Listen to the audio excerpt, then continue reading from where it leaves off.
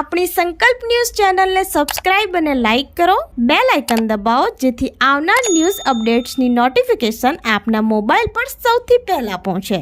Like, subscribe and share the video. નમસ્કાર દર્શક મિત્રો, હું છું પૂજા ટંડેલ. સંકલ્પ ન્યૂઝમાં આપનું સ્વાગત છે. સમાચારની શરૂઆત કરતા પહેલા એક નજર આજના મુખ્ય સમાચાર ઉપર.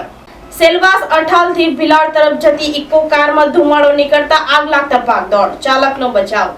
ત્યારે સીએનજી ઇકો કારમાં આગને લઈ સ્કૂલ વાન ચાલકોને આરટીઓ નિયમોનું પાલન કરવા આદેશ. સંઘ પ્રદેશ દાદરા નગર હવેલીના સેલવાસથી ભિલાડ તરફ જતી ઇકો કારમાં આગ લાગી હતી. અચાનક ઇકોમાં ધુમાડો નીકળતા જોઈ કારના ચાલકે રસ્તાની સાઈડ ઉપર કાર અટકાવી કાર ચાલક સુરક્ષિત રીતે ઉતરી ગયો હતો. સ્થાનિક લોકોને ઘટનાની જાણ થતાં તાત્કાલિક કાર ચાલકની મદદે દોડી આવ્યા હતા. સેલવાસ ફાયરની ટીમને જાણ થતાં કારમાં લાગેલી આગ ઉપર કાબુ મેળવ્યો હતો.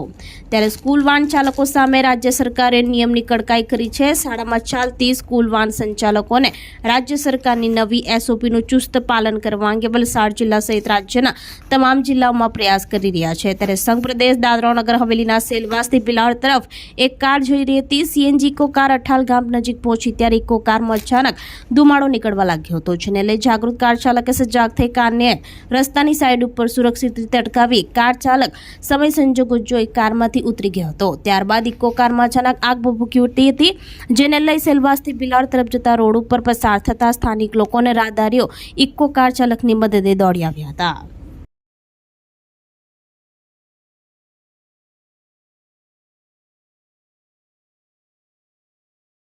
વલસાડ જિલ્લામાં વાતાવરણમાં પલટો સાથે સતત ત્રીજા દિવસે છૂટોછવાયો વરસાદ પડ્યો. વલસાડ જિલ્લામાં વાતાવરણમાં પલટો આવતા અલગ અલગ વિસ્તારમાં વરસાદી માહોલ જામ્યો હતો, જેવા કે વલસાડ, ભાગડાવડા, ભાગડાખુડ, કોસંબા, ગુંડલાવ, પાનેરા સહિતના વિસ્તારોમાં વરસાદ વરસ્યો હતો. અચાનક આવેલા વરસાદમાં નોકરી પર જતા લોકો ભીંજાયા હતા. છેલ્લા 3 દિવસથી જિલ્લામાં છૂટોછવાયો વરસાદ પડી રહ્યો છે. વરસાદને પગલે અમુક વિસ્તારમાં વીજ પ્રવાહ બંધ થયો હતો, તો બીજી તરફ ગરમીમાંથી લોકોને રાહત મળી હતી.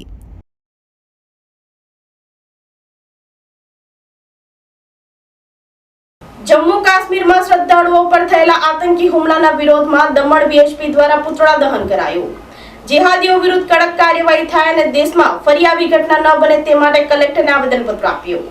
જમ્મુ કાશ્મીરના કતરાથી શિવખોડી તરફ જતી શ્રદ્ધાળુઓની બસ ઉપર આતંકીઓ કરેલા હુમલામાં શ્રદ્ધાળુઓના થયેલા મોતના વિરોધમાં દેશભરમાં વીએચપી અને બજરંગ દળ દ્વારા આતંકવાદીનો પુતળા બાળી વિરોધ કરવામાં આવ્યો હતો, જેને લઈ વિશ્વ હિન્દુ પરિષદ બજરંગ દળ દ્વારા આજે દમણ પ્રખંડમાં જમ્મુ કાશ્મીરની અંદર જે શ્રદ્ધાળુ વૈષ્ણવ દેવી માતાના દર્શન કરવા જતા હતા એ સમયે આતંકવાદી હુમલો કર્યો, જેના વિરોધમાં પુતળા દહન કર્યું હતું. જે કલેક્ટર 3Gના માધ્યમથી આવેદનપત્ર રાષ્ટ્રપતિને આવેદનપત્ર સોંપી અને જેહાદીઓ વિરુદ્ધ કડકમાં કડક કાર્યવાહી થાય અને દેશમાં ફરીથી આવી ઘટના ન બને એ અનુસંધાનમાં આવેદનપત્ર અને ધરણા પ્રદર્શન કરવામાં આવ્યો હતો.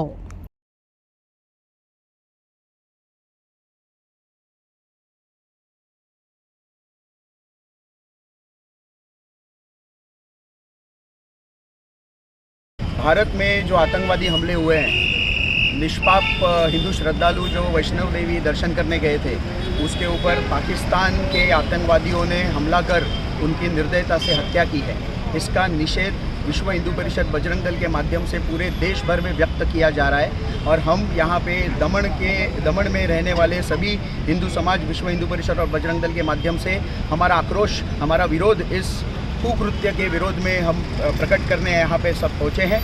और हमने आज कलेक्टर को आवेदन दिया है कि इस मूर्ख आतंकवादियों पर कड़ी से कड़ी कार्यवाही हो और ये आतंकवाद देश से मिट जाए और हमारा सुंदर भारत देश, अखंड भारत देश जैसा सुंदर है वैसा रहे. તો આ આજના સમાચારો. નવા સમાચારો સાથે કાલે ફરી મળીશું. નમસ્કાર.